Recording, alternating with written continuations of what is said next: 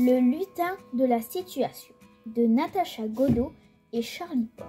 En Australie, la nuit de Noël tombe en plein été et le Père Noël, au lieu de conduire son traîneau, se déplace en surf sur la mer.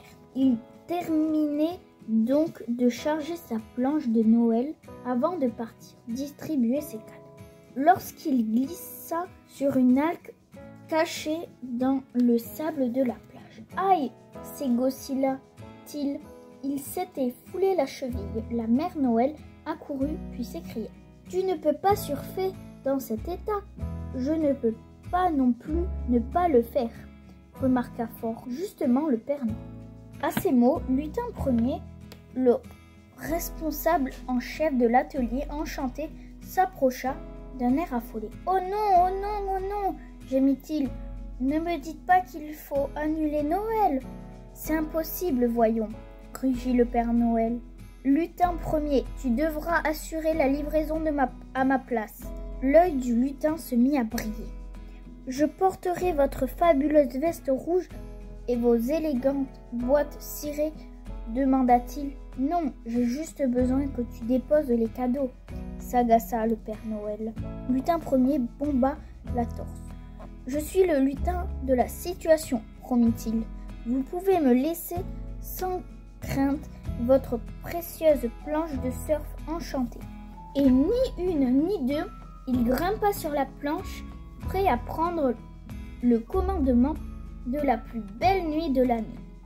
Sauf qu'à sa grande surprise, le Père Noël s'assit derrière lui sur le surf en soufflant. « Je te le répète, Lutin Ier, tu déposes les cadeaux, mais je reste le Père Noël. » En route, une grosse vague enfla à l'horizon. Elle s'abattit en rouleau vers eux, et la planche partit comme une flèche. Debout en équilibre, Lutin Ier se dirigeait avec maestrie sur l'océan. En accostant peu après sur la plage la plus fréquentée du pays, il propulsa le surf jusque sur le toit de la première maison à visiter. Le Père Noël supervisa les opérations.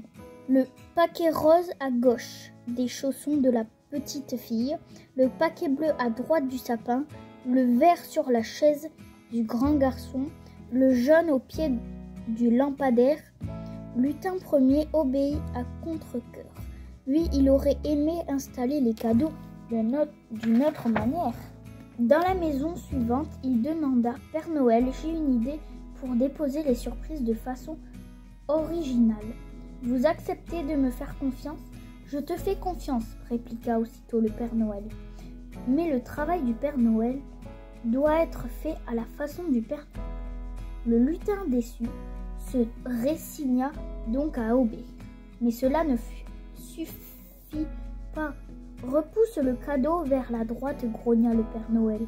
« Attention, tu ne disposes pas joliment la ficelle, tant et si bien qu'à la fin de la tournée, Lutin Ier regagna la plage secrète du Père Noël en soupirant, complètement épuisé.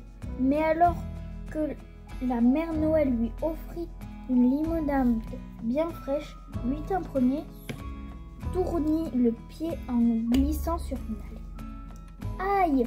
La douleur l'empêchait de poser le pied par terre, alors que le Père Noël, de son côté, était totalement guéri. « À mon tour de ne pas pouvoir marcher !»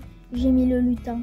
« Pourtant, maintenant que Noël est passé, il faut vite réviser les machines de l'atelier pour préparer Noël prochain. »« Ne t'inquiète pas, » l'apaisa le Père Noël. « Tu m'as aidé, à moi de te rendre l'appareil. »« Oh, merci !» s'écria Lutin Ier en souriant. « Rassurez-vous, moi aussi je vous ferai confiance.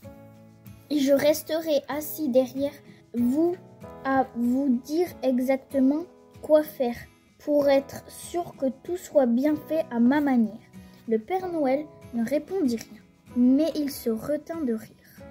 Il fallait l'avouer, Lutin Ier venait de lui donner une belle leçon, digne du seul lutin de la situation.